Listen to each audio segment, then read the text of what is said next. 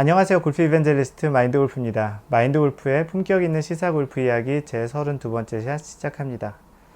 방송 시작하기 전에 지난번 31번째 샷에서 그 센테리움 CC의 캐디 파업에 대한 이야기를 전달해 드렸었는데요. 그 일주일에 한 번씩 올라오는 그런 골프계 이야기를 소개해주는 이 시간인데, 그때 인용했던 그 기사 내용이 충분히 정확하지 않았던 것 같습니다. 센테리움 CC의 캐디분들께서 좀 그 방송에 굉장히 불편해 하셨고요. 정확한 내용을 전달해주지 않은 부분에 대해서 컴플레인을 많이 하셨어요. 그래서 마인드 골프가 그 방송 31번째 샷은 그 비노출로 이제 전환을 시켜놨고요.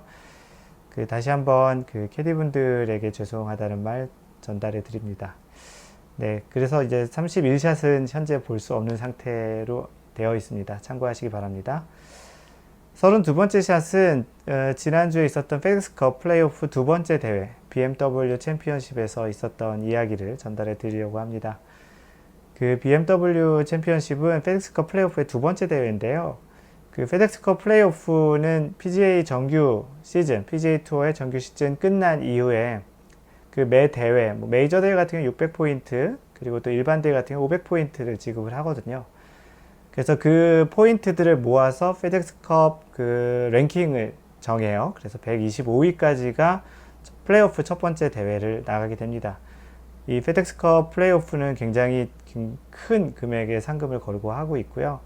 그래서 첫 번째 대회에서 125등 중에 70위까지 이제 진출을 하고, 그 다음 70위부터 또 다시 두 번째 대회인 지난주에 했던 BMW 챔피언십을 하고요. 그 다음에 30위만 남아서 최종전, 그 투어 챔피언십으로 해서 최종 투어 챔피언십 우승과 그 페덱스컵 플레이오프 전체 우승의 포인트를 가리게 됩니다.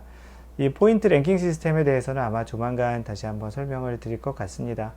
그 다음번 그 골프 상식 사전에서 아마 소개를 해드릴 것 같고요. 어쨌든 그래서 페덱스컵 플레이오프는 그렇게 세 개 대회가 있는데 지난주에 두 번째 대회까지 했고 최종 30명까지 진출자가 결정이 되어 있어요. 그 대회 우승자가 존 람이라고 그 최근에 이제 우승을 지금 두 번째 하고 있는데요. 그 선수가 우승을 했는데 그 선수에게 좀 어처구니 없는 일이 좀 있었어서, 이거는 아마추어들도 잘 하지 않는 그런 실수인데 그 실수를 존 람이 했는데 그럼에도 불구하고 대회를 우승한 그런 사연이 있어서 그 소개를 해드리려고 합니다. 이 동영상에서 보시다시피 존 람이 그 그린에 올라온 공을 참 여태까지 그 마인드 골프가 많은 대회를 좀 그렇게 관전을 하고 봤음에도 불구하고 저렇게 그 존 람이 그린에 올라온 공을 마크를 하지 않고 직접이 아니고 먼저 공을 집어서 캐디에게 전달하려다가 이상한데 하고 캐디와 이제 선수 둘 다 이제 인지하게 되는 상황인데요. 우리가 보통 마크를 할 때 그린에 올라온 공은 마크를 한 다음에 공을 집을 수 있잖아요. 그런데 지금 영상에서 보듯이 존 람은 그대로 공을 먼저 집은 거예요. 사실 이런 경우는 물론 아마추어 같은 경우는 가끔 뭐 초보자나 좀 급하게 뭔가 내가 마크를 안 갖고 오거나 그랬을 경우는 할 수 있지만 선수들 같은 경우는 이런 경우를 본 적이 거의 없거든요. 그래서 결국 이 한타의 벌타를 받고 이제 홀아웃을 했습니다. 근데 이 라운드가 끝나고 나서 인터뷰 때 그랬어요. 이번 대회에 한타 차로 그 승부가 나지 않았으면 좋겠다고 이야기를 했는데요. 맨 마지막 이제 파이널 라운드에 이제 어떤 일이 있었냐면 더스틴 존슨과 그 연장전까지 가게 되는 상황이 있었어요.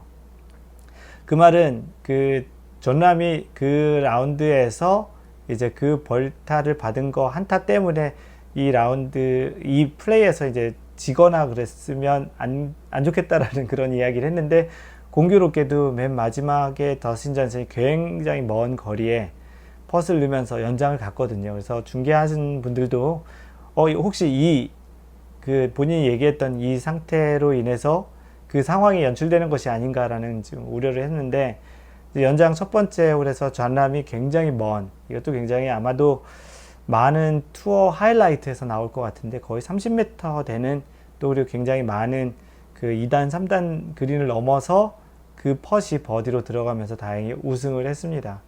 물론 그 당시에 이제 그 볼마커를 놓지 않고 그래서 이제 1벌타를 받은 것 때문에 그것이 만약에 볼마크를 하고 1벌타 안 받았다고 해서 한타차로 똑같은 결과가 있지는 않다라는 건 너무나 잘 알죠.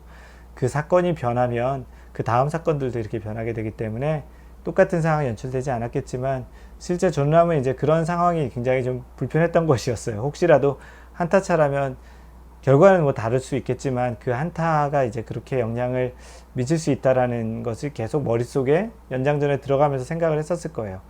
사실은 한타차, 4언더파로 한타차로 이기고 들어갔는데 더스틴 존슨이 굉장히 넣기 힘든 그 버디를 넣으면서 연장을 갔을 때 아마도 그 연습장에서 먼저 좀 플레이를 먼저 끝냈었거든요. 그래서 연습장에서 공을 치면서 굉장히 먼 거리 펫이 남았기 때문에 당연히 쉽게 우승할 거라고 생각했는데 그 펫이 들어간 순간 아마도 그 볼마커를 하지 않고 볼을 집었던 그 상황이 확 머리에 떠올랐을 거라고 생각이 듭니다. 그 연장전 갔을 때 존람이 훨씬 더 먼 거리에서 버디 펫을 하게 됐었을 때 거의 대부분 3펫도 굉장히 쉽게 나올 수 있는 거리라고 얘기를 했었거든요. 그래서 그런 상황이 연출될 거라고 생각했는데 다행히도 존람에겐 충분히 다행히도 그런 상황은 연출되지 않았고요. 아마도 존람은 그런 징크스를 좀 깨지 않았을까 싶기도 하고 또 지난번 그 전 대회에서는 그 러프에서 어드레스를 할 때 공을 살짝 공 뒤에 댔는데 그게 이제 공이 움직여서 이제 또 2벌타를 라운드가 끝난 후에 2벌타를 받았지만 2타 이상, 3타 이상 차이로 이기고 있었기 때문에 우승에는 별 문제는 없었습니다. 공교롭게도 존람이 최근에 그 투어 선수들이 잘 하지 않는 그런 벌타를 먹었던 그런 사연을 전달해 드리면서요. 그 골프에서는 두 가지 큰 룰이 있어요. 있는 그대로 친다, 공을 만지지 않는다. 두 번째 룰인 공을 만지지 않는다 해서 그 마커를 하고 만질 수 있을 그런 상황에 마커를 하지 않고 공을 만진 것에 대해서 1벌타를 받았던 그 사연을 이야기하면서 그 영상도 같이 보여드렸습니다. 이상 골프 이벤젤리스트 마인드 골프였습니다. 항상 배려하는 골프 하세요. Don't worry, just play mind golf. Bye!